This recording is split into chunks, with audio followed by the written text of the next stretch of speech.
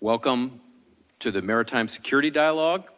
And good afternoon, I'm Seth Jones, the Senior Vice President and Director of the International Security Program at the Center for Strategic International Studies.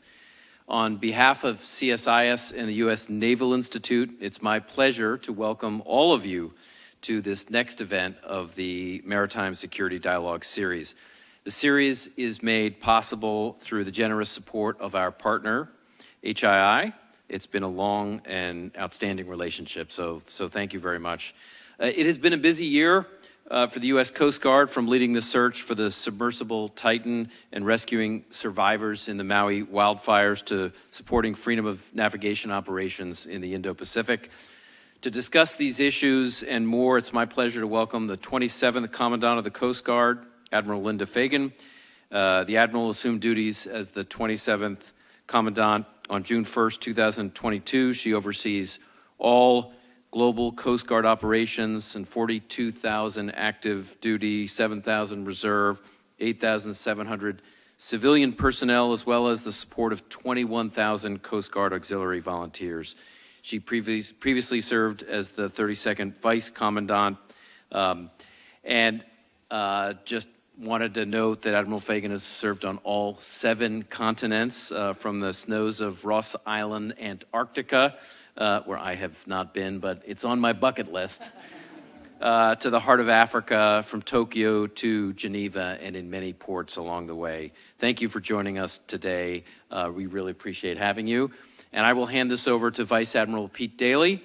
Admiral Daly is the Chief Executive Officer and publisher of the U.S. Naval Institute, our strong partner over the last several years with HII. Vice Admiral Daly served as Deputy Commander and Chief of Staff, U.S. Fleet Forces Command. His naval career spanned more than 30 years. He's also a native of Chicago, where I spent several years in graduate school. He's a graduate of the College of Holy Cross and holds a master's degree from the Naval Postgraduate School. One last comment before handing this off to Admiral Daly. For those of you that would like to ask questions in the room, please use your phone to scan the QR code, and please identify yourself. And Admiral Daly, as he is moving through the discussion, will ask questions. So again, please scan the phone and the QR code, and then put in your questions that way. So Pete, I will hand it over to you. Thank you, Seth. Appreciate it. Well, good afternoon again, Admiral, and thanks for taking the time to do this Maritime Security Dialogue. So just as an overview question at the beginning here, you know, the national security strategy, very strong in citing the PRC as the pacing threat. And increasingly, the Coast Guard is under demand to do more, as if that didn't happen before, because people are always asking you to do more. But more deployments out in the Western Pacific. I think more realization that the South China Sea, the environment there, not to mention the other island nations out there, there's a lot of matching with the Coast Guard's capabilities. So Monroe, just on its way back, almost back to Alameda. The Patrol Force Southwest Asia, 30 years, awesome. So what needs to happen now to set you up for the future for what looks and appears to be a very long mission? Yeah. So thank you, and thanks, Pete, and to CSIS for hosting this just great forum and dialogue. And I want to start, and this may be a statement of the obvious to some of you, but it's worth just reflecting on what the United States Coast Guard is. And it'll help provide context for why the global demand for the Coast Guard is what it is. And so, you know, we are a maritime service. We're a first response agency, a law enforcement agency, but we're a military force. And that confuses people at times, a military force that is not part of the Department of Defense. And so we are one of the key operating agencies within the Department of Homeland Security. You know, as you look at threats and risk to the nation, to us as a maritime nation, these are maritime governance issues, maritime sovereignty issues, And as we look at the economic prosperity that we derive from being a maritime nation, a Coast Guard plays a key role in increasing, both maritime governance, domain awareness, security, and sovereignty. So you specifically mentioned the Indo-Pacific, and as you say, we've got a cutter coming back, and we've been with some regularity, not as persistently as some would like to see us, have been operating cutters in the Western Pacific as a demonstration of, the rule of law, governance, how professional maritime organizations conduct themselves consistent with the global order and accepted national order. So as we engage then with island nations, many of them small throughout the region, the demand for us, it is partnership, it's capacity building, it's creating opportunity. And one of the things we're very good at organizationally is we will meet you where you are.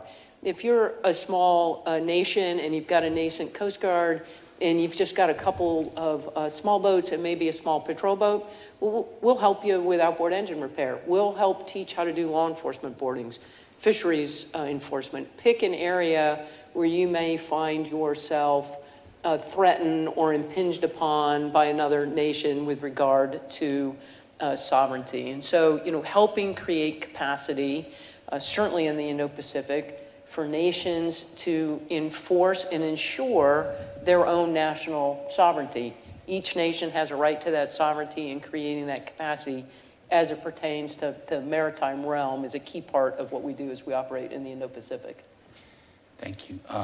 I noticed a report recently that you're going to put a cutter out there, kind of a dedicated engagement vehicle with the Harriet Lane. Could you talk a little bit about that? Yeah, no, I'd be happy to talk about the Harriet Lane. So the Harriet Lane is a 270-foot medium endurance cutter that's currently home ported on the east coast of the United States. And, we have budget support to re-home port Harriet Lane into Honolulu as a Pacific support tender.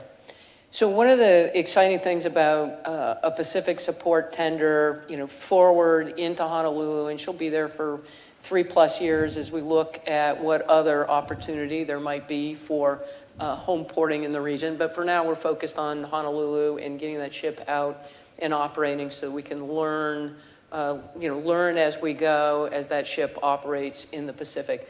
What I'm excited about with regard to the Pacific support tender is we used to operate a Caribbean support tender, the Gentian. We know how to do this. It is a proven operating model that we've had success with in other regions that we're now taking into the Indo-Pacific, and with the intent of helping create a little more persistent presence of Coast Guard forces. And so I know that team is really excited, and that crew can't wait to get the ship into Honolulu and then begin operating with partners and allies in the region.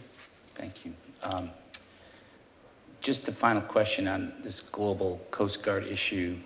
I alluded to it, I think you did, that people are asking you to do more. And do you feel, as you look to the future, that there's a realistic expectation for scaling these things? I mean, one thing to send a cutter out and make the deployment, setting up the Harriet Lane is another step. But do you feel like for this new mantle, if you will, of doing more further away, like I noticed the other day that they set up a parts support and a special logistics support for the Westpac cutters. Are you feeling like you're getting the resources that come with the mission? Yeah. So, a lot of interest, obviously, in the Indo-Pacific, and a lot of conversation within, senior levels within the government. And, the approach that we're taking to this is there opportunity for the Coast Guard? Yes. Is there return on investment, for nominal investments? What does the nation get in return for increased capacity of the Coast Guard in the region, particularly in the Pacific? And so as we have these conversations, though, this is in addition to not an in lieu of conversation. And so, we've put together a scalable plan, what might be in the art of the possible, to increase Coast Guard capacity in the region. But until there's budget support, we have mission in the homeland. We play a critical role in homeland security, and there are many other regions in the world as well where we're in demand. And so if for any organization, there's always a tension point between the resources and capacity you actually have, where that demand is, and then how are you meeting the expectations and the needs, in this case, the American public and the nation. So one of those things that predates this Let's Go Further West is IUU, illegal, unreported, unregulated fishing. I'm doing that for our audience because everybody uses IUU like if they know what it is. But it's a complex challenge, and it's aggressive in the Pacific, but all over the world it's an issue. How do you cover that mission? And I'd like to connect it with another thing. Do you see things like unmanned AI and other intel means helping you with this? Okay. So IUU fishing is a global problem. There is no spot on the globe that is immune from the theft of natural resource, and that's what this is. It's stealing another nation's natural resources, or on the high seas, again, fishing in ways that are not sustainable and are inconsistent with agreed international laws, like things like the High Seas Drift Net Convention. We published an IUU strategy, it's probably 2-3 years ago now, as an organization to help bring alignment and understanding around the problem of illegal fishing, why it is a global problem, and why it is a maritime governance and a sovereignty challenge. So as we approach that problem, it can look and feel a little bit different depending on what region you are talking about around the world. But so bringing clarity to the challenge, and then seeking opportunities through partnerships, bilateral agreements, MOUs, either bilaterally, multilaterally, or mini-laterally, is really the way ahead through to counter some of the challenge of IUU fishing. And as I talked about some of the work that we're going to do in the Pacific, partnering with nations to help them create their own capacity to ensure their own sovereignty, their own professionalism and skill to enforce their own nation laws around fishing and fishing enforcement. So we have had great success with shipwrighter agreements and bilateral agreements, and we started using particularly the bilateral agreements in the counter-narcotics fight, focused in South and Central America. Some of those were currently sort of written and negotiated broadly enough that they can be viewed to include fish.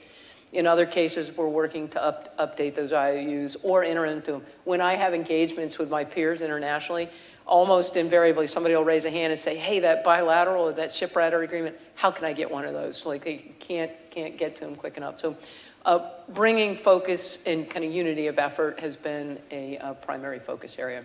You specifically raised then in the second part of the question around unmanned systems, technology, right? There is absolutely a role to play in this particular problem set of technology.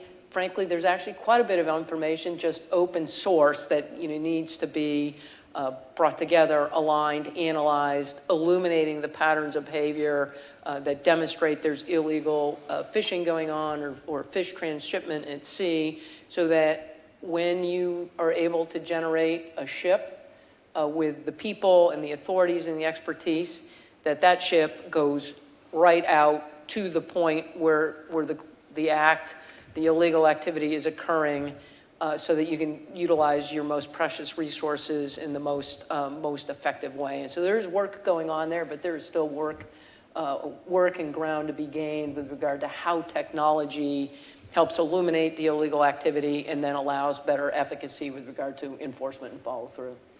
Thank you. I know it was a long question.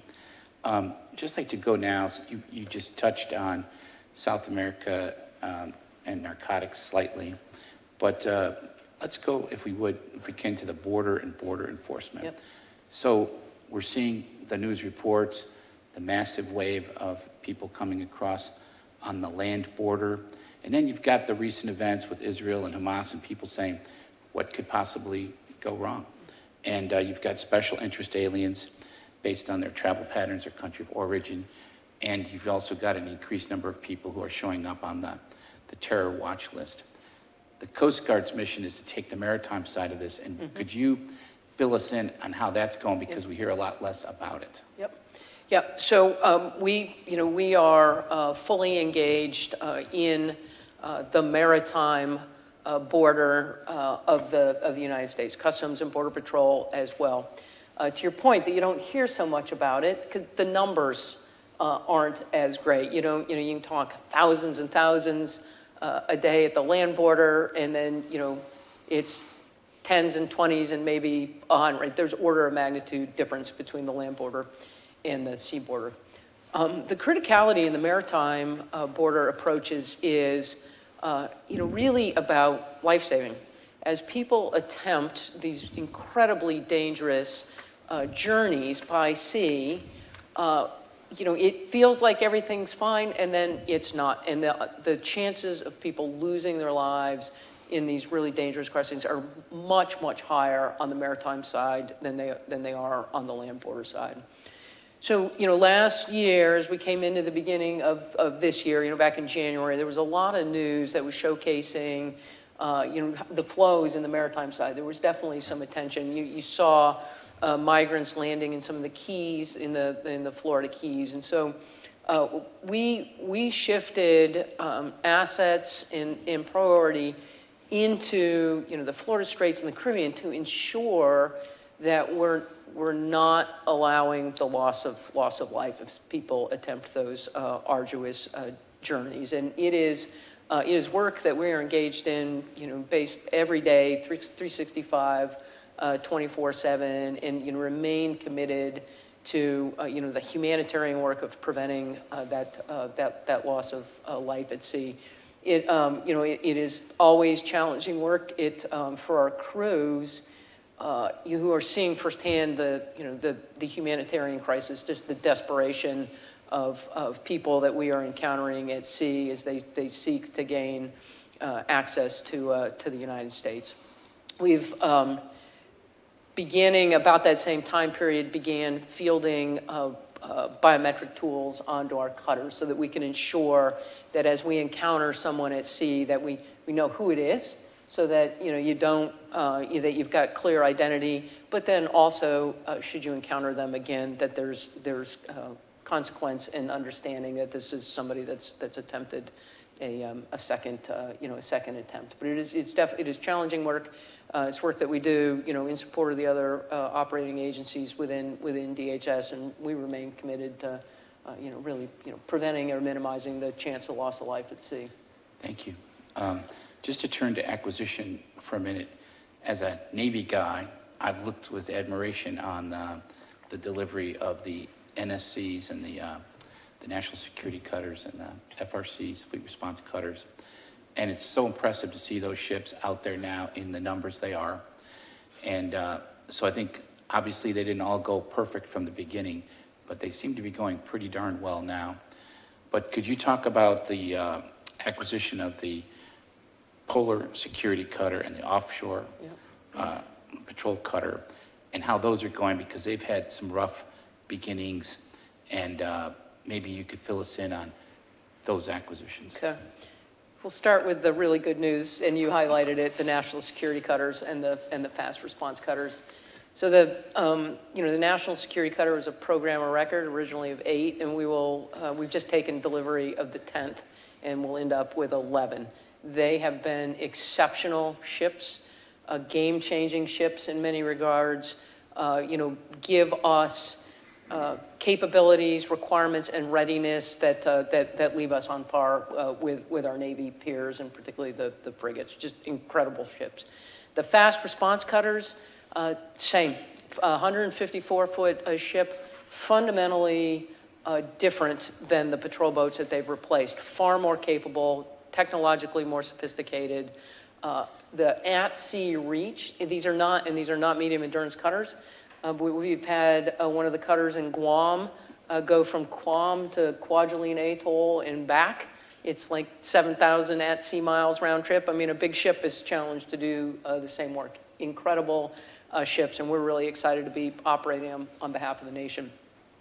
The offshore patrol cutter is the phase one of the offshore patrol cutter acquisition. It was awarded successfully to Eastern Shipbuilding, and many of you know that Eastern, shortly after that award, experienced a hurricane that dramatically impacted the yard physically and the workforce. It was a devastating hurricane, and so there were just a number of efforts through extraordinary relief to ensure that that yard was able to construct and begin to build. And in fact, I'm really excited. Argus, which is OPC-1, will be launched next week. And so this is just an incredible milestone for the yard. And the ships 2, 3, and 4 are in various stages of construction. The design of the ship is incredible. We're really looking forward to seeing what those ships can do. But it has been it's been a long journey with a lot of effort in getting us to where we're going to be next week, and I'm excited about that. We competed phase 2. We recompeted a phase 2 on OPC, and that award was to Austal in Mobile, and excited to see that yard begin to construct ships as well. Polar Security Cutter, the award on, you talked about, I've been on all 7 continents, right? So my first tour as an ensign was on the Polar Star. So I had my first opportunity in Antarctica was on an icebreaker. And Polar Star was built in 1976. And so when I was on her in the mid-'80s, she was actually having some sort of midlife struggles. Icebreaking is really demanding work. It's challenging work on the part of the ship and keeping the ship operating. Polar Star has just left the shipyard, Mare Island Shipyard in San Francisco, to go back to Seattle, and here in a few weeks we'll sail south to do the breakout of McMurdo for the resupply of those science operations both at McMurdo and the South Pole Station. So Polar Security Cutters award was awarded to Halter, and Halter, the parent company was in Singapore, and so they began making the capital investments, begin detailed design around the ship and the ship design. The yard was sold about a year ago, I don't remember the exact date, and was bought by Bollinger and is now Bollinger, Mississippi. Bollinger has been working hard to accelerate the design maturity. In shipbuilding, if you begin to build the ship too soon before you have design maturity, it may feel like the right thing to do up front, but it ends up costing you both monetarily and schedule-wise on the back end of a complex ship construction. So we're working hard, leaned in on beginning to get that ship built. There have been some test coupons, kind of sections of hull put together. It's an incredibly complicated ship from a hull structure standpoint. So we talked about OPC. OPC is 17 or 18 units that'll kind of get put together and then come together to form the full ship. The Polar Security Cutter will be 85. And so just a very dense ship. So the capital investments are in place. We're working hard with the yard to get the detailed design where it needs to be so we can begin accelerating to build and construct that ship. The Polar Security, and this is a joint program office between the Coast Guard and the Navy. It is important to sort of reflect or remind us that in addition to being a maritime nation, we're an Arctic nation. And so Polar Security Cutter, for our own national sovereignty and security as it pertains to our exclusive economic zone, off of the coast of Alaska, this is, there's a national security imperative here. We're excited that we'll be operating the ship on the behalf of the nation and, remain committed to seeing this to success. But we've got ground to cover still with that ship. Certainly do. It's hard to just go back and build not just a complex design, but as I understand, it's a German design, the basic design has been modified for us, and it's been a long time since we built an icebreaker. Yeah. Yeah, I have steel coupons on my desk. They're like about like this. That isn't even the thickest steel that'll go into the hull. And so preheat requirements, post-heat requirements, the proximity of the scantlings. Like, so literally the welders who will begin putting the ship together would need to be in a cooling suit because the steel that they'll be on needs to be 200 degrees. It's going to be a complex ship to build, but the design, we're definitely accelerating into where we need to be with it, and excited to see it come to life. Well, I wish you luck with that. It's an important program, obviously. If I could shift now to workforce for a minute. In remarks at Harvard's National Preparedness Leadership Initiative last week, you highlighted the need to take decisive action, even in ambiguous situations. And you went on to say that the principles of crisis leadership that enable success, like hurricanes or oil spills response, are equally important during slower moving crises, like your ongoing workforce shortage. Yep. Can you talk about that challenge and your vision as the Commandant for the workforce?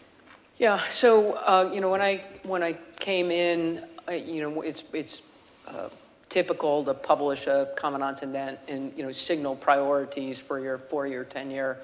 And I knew 16 months ago that people in workforce needed to be, sort of front, center, cornerstone, however you want to talk about where and how that workforce aligns with regard to our priorities.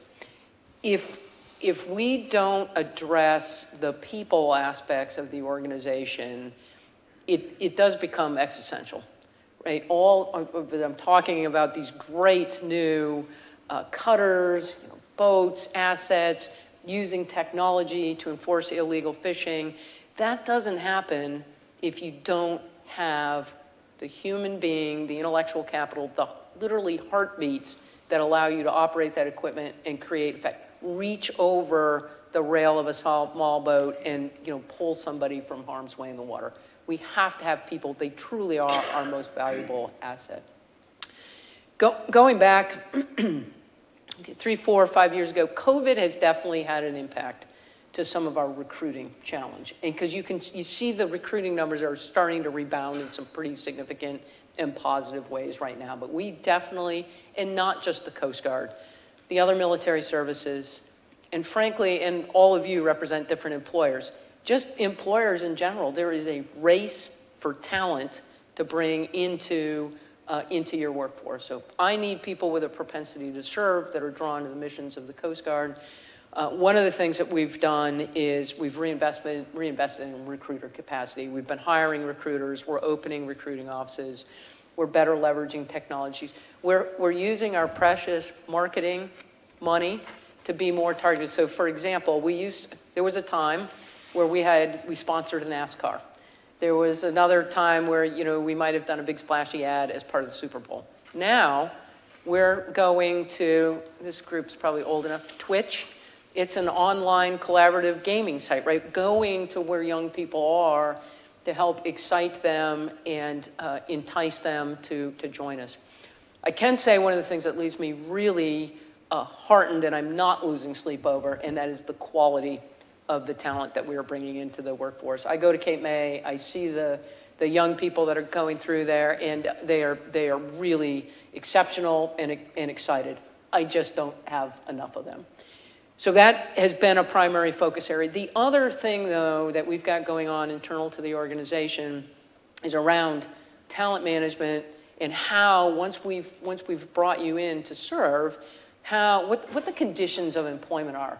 And you came up through the Navy military system. We run an up or an out system. You come in at the bottom and you step your way forward. And there's some rigidity in it that not all of the workforce is willing to continue to accept as a condition of employment. So we're doing things like, you can opt out of a promotion. You can hold in place. We're lateraling people into the service who maybe come with chef credentials or emergency medical credentials. The system we have been operating forces you to start at the bottom, doesn't accept any of your actual life experience. Because we're going to, oh, no, you've got that credential. We're going to speed you through your A school and get you out into the fleet quicker. So the challenge I've made to the team is we need to question every assumption that we've got in place as to whether it's serving us well or not. What we won't change is the fundamental nature of who we are as a military service. We will remain a maritime, military, first response, law enforcement agency, in uniform and all the identity that goes with that. But we've got a lot of space to make some of those changes. And so the challenge is, right, this is the sort of the pace. This isn't a hurricane. It's taken us years to get here, and it's going to take sustained effort to continue to move us forward and get out of some of the traditional assumptions that had served us well, but no longer will as we move forward with a modern workforce. You talked about the rigidity of the system, and people want more flexibility. Yes. And I remember thinking when I was serving that it was very much like being an indentured servant. The company really owned you. Yeah. And I could see where people today would rail against those kind of constraints. So you talked about recruiting a little bit and the expectation. How about the flexibility and finding that flexibility in service at sea? It seems so demanding. Yep. And you've got all these different areas that you can serve and contribute in the Yep. Coast Guard. Yep. How about the Cutterman piece, the service at sea? Yeah, and so obviously, we are a maritime service, and service at sea is a critical component, operational component of the service and how we create effect for the American public. And so what we hear consistently from our ship's crews is the work at sea, they love being at sea. The work is rewarding. We've done two things that make it that much easier. Starlink, right? In increasing people's capacity to be able to stay in touch with their families and not be so disconnected while they're at sea. That has contributed significantly to morale and just feeling connected when we've got a ship on a major deployment. What the crews tell us is it's not the work at sea that is causing sort of stress and fatigue. It's what happens when the ship comes back. It's the maintenance cycle shoreside. It's the inability to actually get some downside and reset time. And so some of the work that we're doing on the mission support side of the house is designed to help support some of that so that it is viewed as attractive to go to sea, that it's sustainable to go to sea, and that we continue to draw people into that mission. And then that we create opportunities so it's not every tour is at sea, that you've got an opportunity to cycle ashore and either do policy and program work at headquarters, or we're doing some innovative work with the way we're managing our cooks, right? The cook rate is probably, you can't send a ship to sea if you don't have cooks, right? And you need engineers and a few other people, but like the cooks really become the heart of the ship. And so, for example, in Alameda, California, we've got a number of national security cutters out there.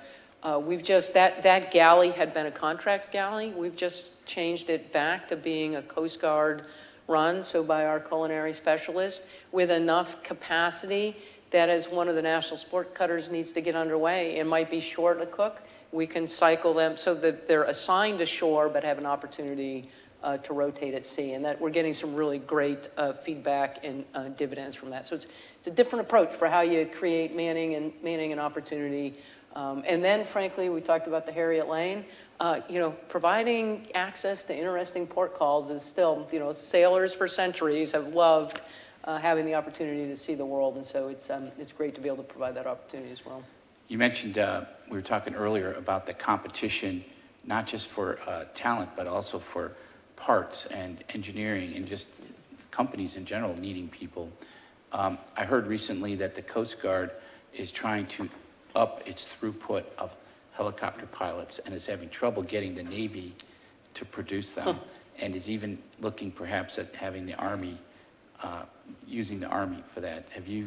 Yeah, so it's interesting. It's funny, you asked that specific question. We were talking about this exact thing right before I came over here, and we're looking at different ways to create a helicopter pilot. So the system right now, we use Whiting Field and the Navy. It takes about 24 months to build a helicopter pilot. We are currently piloting a process where through a commercial contractor, we're going to provide, the pilot at the other end of it will have the same amount of time in an aircraft. It will be more focused in the rotary wing as opposed to 80 hours in a small single-engine fixed-wing aircraft. You can drop the time down to 14 months to create the same pilot. And so we've got a couple of pilots going through it right now. I'll let you know how it goes. Other services have done similar with regard to sort of speeding that throughput. Because I talked about the ships. You asked about the ships, but the fixed wing and rotary wing capacity in the service are equally as critical to how we create mission impact and making sure that we've got. And then we don't short the training and experience, particularly. I mean, it's critical across the missions, but particularly in aviation. For our audience, I'm going to ask one more question and then use the QR code to submit questions. I already got a couple here, but I'll ask the Admiral just one more on my part, and it's on the Operation Fouled Anchor issue. Of course, this summer there was a couple critical reports that were critical of the Coast Guard. In July, you initiated a 90-day accountability and transparency review to assess it. Are there any early insights you could share? And I'm sure there's some actions that have been taken maybe over years that address this. Yeah. So Operation Fouled Anchor, it refers to an investigatory body of work that looked at legacy mishandling of sexual assault reports at the Coast Guard Academy from the mid-'80s into the mid-2000s. It was an extensive and exhaustive investigatory effort, identified several people who may have committed the crime of sexual assault, as well as a number of victims, and a lot of time and attention around victim support and looking to see if we could create accountability, at least where we still had oversight or jurisdiction of the individuals. So the CNN articles talk about that body of work and again, it was legacy mishandling of sexual assault reports. That closed in 2020, and then the CNN article is correct. We failed to report to Congress that it was a failure. We did not provide the opportunity for appropriate oversight with our overseers.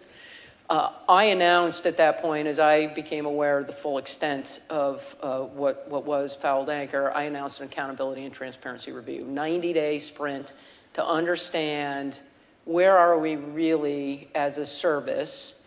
And that report, or the report, literally landed on my desk this morning, right? So the preliminary report, as we've just concluded the 90 days.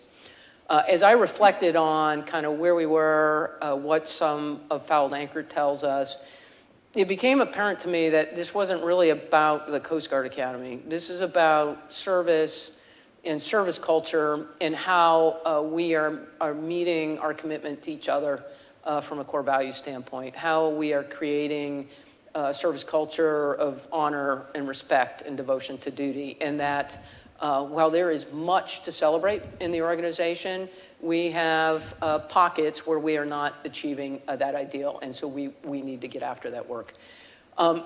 We have been on a journey, as have the other military services, for the better part, you can go back 15 years, really in the last 8 to 10 years, investing in our investigatory process, the reporting process, victim support. You see the changes to the military justice system around court-martials and special prosecuting attorneys.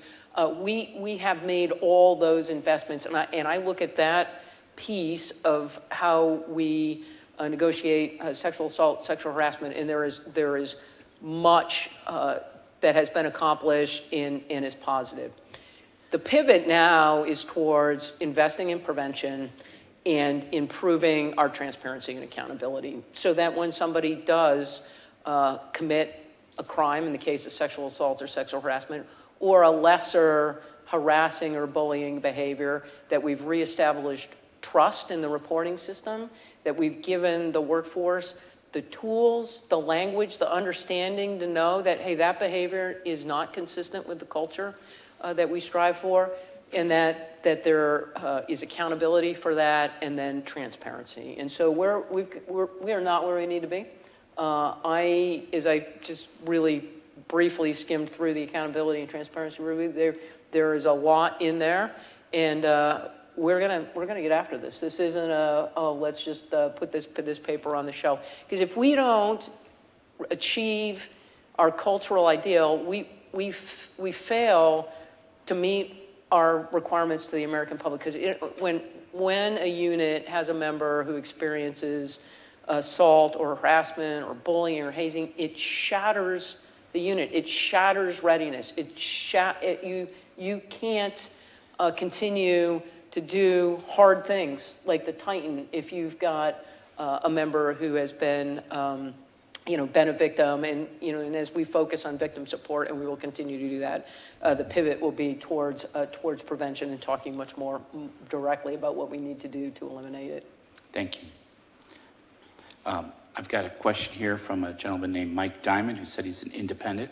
I don't know what he's independent from, but how do you foresee the Coast Guard best working with the Canadian Coast Guard and the RCN in the Arctic? Yeah, so, the Canadians, both the Royal Canadian Navy, Canadian Coast Guard, they are, just incredible partners and allies, and whether it's either the area commanders or the districts that we have that border Canada, those interactions happen daily. They're aligned daily. I meet with my counterparts from both of those organizations regularly. There could not be better alignment. In fact, again, right before coming in, we were talking about work with the Canadians around illegal fishing as it pertains to the North Pacific and North Pacific Guard, which is a summer enforcement activity that focused on illegal fishing.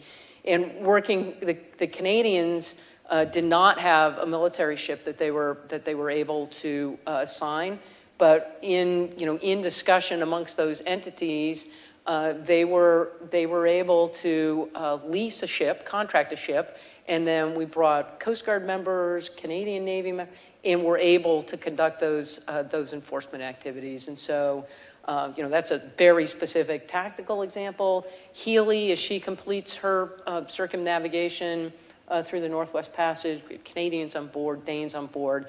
There could not be better partnership and alignment between the U.S. and Canada, and then broadly, certainly in the Arctic, with all the other Arctic nations. I was impressed to see what Healy just did to come from Alaska across the northern Russian route to Tromsø. Pretty impressive. Yeah, and then she'll come through the canal and back to Seattle. It's been a great trip for that crew. Wow. This one's from a gentleman named Keith Blevins, U.S. Coast Guard, who's assigned in OPNAV N2, N6. This may be a cry for help, I don't know. But save me. He says, he talks about unmanned, but I think we got that. But another part of his question is, as the FRC product line nears its end, is there interest in expanding and making kind of an unmanned FRC patrol vessel that would be a battle buddy to the manned, counterparts? Yeah. So we've got an unmanned strategy that we've published, and we've obviously fielded some unmanned systems. So specifically, Scan Eagle, contractor-owned, contractor-operated unmanned system that's fielded on the national security cutters. We've got a partner program with CBP with regard to, MQ-9 operations. The question of unmanned technology comes up. It's here in the wheelhouse now. What the technology is, how do we field it? What is the right way to enable that onto the ships on a mission is still very much sort of a lively conversation. And when, if, do we get to a point where you've got small unmanned ships on the water or drones, right? All part of the work that's still in front of us. So we're 233 years old as an organization, and much of that time with very limited access to technology, and so On the one, we are not necessarily an early adapter of technology. The good news with that is, though, the kinks get worked out of the technology so that by the time it is time to ingest it onto ships for direct effect, generally the risk profile goes down. But we're watching and following closely some of the work that the Navy's got going on, and now as they look at some of that unmanned technology, going into Southcom and some of the efforts there. But we're looking to learn all those lessons as we move forward. You also have a ringside seat there in the Arabian Gulf, Persian Gulf, whatever Yep. we're calling it today, with all your FRCs out there and that Task Force 59 and Fifth Fleet's efforts. Right. It's just like a gigantic industry day out there for unmanned. Yep. So- No, absolutely. And we're obviously very involved and engaged with Task Force 59, and again, look forward to find those opportunities moving forward. This question is from Heather Mongilio at USNI News. She said you spoke about recruitment, but can you give more details on how recruiting went in terms specifically of meeting your 23 goal? Yeah. And what are some of the things you're trying to introduce to increase it? I think you touched on, Yep. Meeting them where they are Yep. in terms of their generational issues, but maybe you could give a little more Yeah. on that. So, meeting them where they are, one, but two, reinvesting in just fundamental capacity, people capacity, recruiting offices has been a big area of emphasis. We, for the last several weeks, have been filling the buses into Cape May. That had not been true for the previous 2+ years, and a lot of, again, the COVID impact. We're managing right now, the shortfall is about 3,500 people, junior non-rates.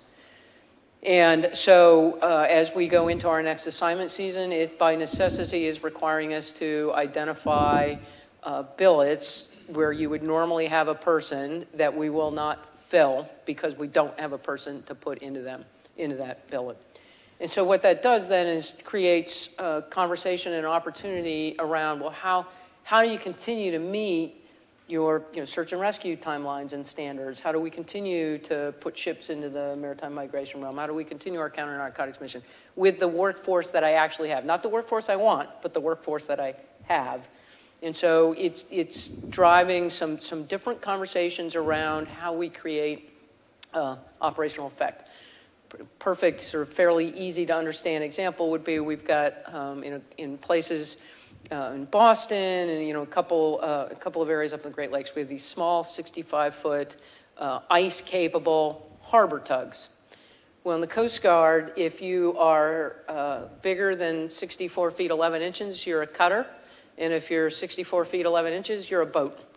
And so boats get assigned to stations, and you just cycle whoever your ready crew is. They sign the keys out to the boat. They get the boat ready. They get it underway. If you're a cutter, you're permanently assigned to the cutter as a crew. And so one of the things we've talked about is running the 65-foot tugboats like boats, so that you don't have 10 or 12 people permanently assigned, but that they're part of a ready crew that rotates to create capacity. The effect that you need from the 65s is when you have ice in a heavy ice season. They don't provide, they provide some return on investment, but it's not substantial in summers. So that's an example of the kind of still creating the effect that you need, the capacity, but doing it in a way that's different and starts to free up. And again, just really prioritize the capacity that we are able to generate and create with the force that we have on hand. Speeding people through training. I mean, there's a whole number of aspects to it that we're working through. Thank you. This question's from Ben Honey, Australian Border Force. He said, where do you see the greatest cooperative effort should be focused on with respect to international Coast Guards? Where do you have the best payoff? I'm putting my words on that one. And what's the best bet for you to work with? Who's the highest Pick payoff? Pick a favorite. I've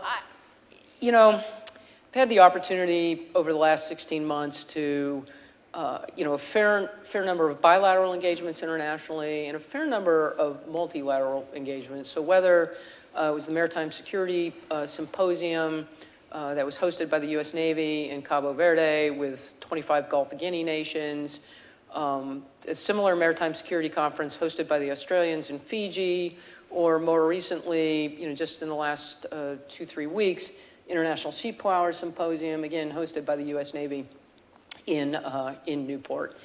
And our competitive advantage as allies and partners is our ability to partner and create that opportunity. And so I don't look at it from a perspective, oh, it's this person, not that person. It's creating space and capacity to share ideas, create, whether it's opportunity to interoperate alongside each other at sea, or it's a junior officer exchange, or I was recently in Colombia and they've got a new ice-capable cutter, and I asked the crew, do you have any ice experience? And the CO said, well, in the simulator, to which I responded to the head of the Navy. I'm like, hey, I can help you with that. I don't know how much winter we're going to have in the U.S., but if I get winter in the Hudson, send your junior officer. Those are the types of opportunities that create the competitive advantage and space. And then, finding like-minded partners just to continue to engage with, and then making sure we're doing it in a way that's synchronized. I mean, and the question comes from an Australian, right? It is a part of the world where there's a lot of attention by a lot of allies and partners, and so also making sure that our efforts are synchronized so that it's not 10 countries all focused on one nation and there's 9 other nations that didn't have any opportunity. And those kinds of synchronizing efforts are going on as well. I've got a couple here, but we only got time really for one more because it's getting towards the end. So I thought I'd just ask you as a wrap, and get off the stage. Now that you've been Commandant in command about a year or so, a little over maybe, is what's something that you didn't expect? And I know you're going to say perhaps, hey, I've been in the Coast Guard a long time, and I've seen a lot. But sometimes when you get to the top, something hits you as a surprise or something unexpected. Do you have one of those? Yeah. It's funny as you reflect. So I had been, as a senior captain, I was the executive assistant to Thad Allen when he was Commandant. And then I was serving as the Vice Commandant before coming into the Commandant job. And so, I kind of stepped into this thinking, oh, I've had a front row seat, for a couple of swings. Like, how much different is it going to be? And then when you walk off the other side of the stage with all the trappings that come with the office, it's like, oh, all right, that's a lot different. And so one an observation that there are items or blind spots in the organization. All of our organizations have them. But from this position, from the office of the Commandant position, only I see the aggregation. And I've been surprised a couple times, like, why doesn't somebody else in the organization see this? And so one, that there are, and sometimes, and you've got to pause and say, no, this needs to be addressed. This may look like it was an innocuous, something that a lieutenant or a lieutenant commander could have answered, but when you really look at it in the context of organizational risk and reputational risk, it's substantial, and often, only from this office can you see it.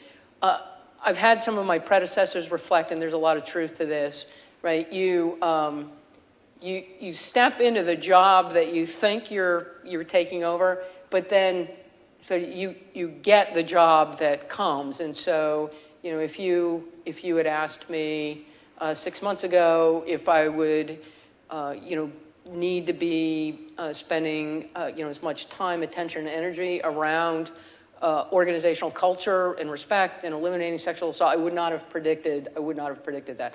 If you'd asked me, hey, the Coast Guard, you guys are great. You're the best in the world at search and rescue. Hey, we're gonna, have this passenger sub with 5 people go missing 1,000 miles offshore in nearly 3 miles of water. Do you guys think you can find it? I would have questioned that, but yet here we are, leading now the international effort around the investigation. You saw there were more. Another piece of the sub was recovered last week.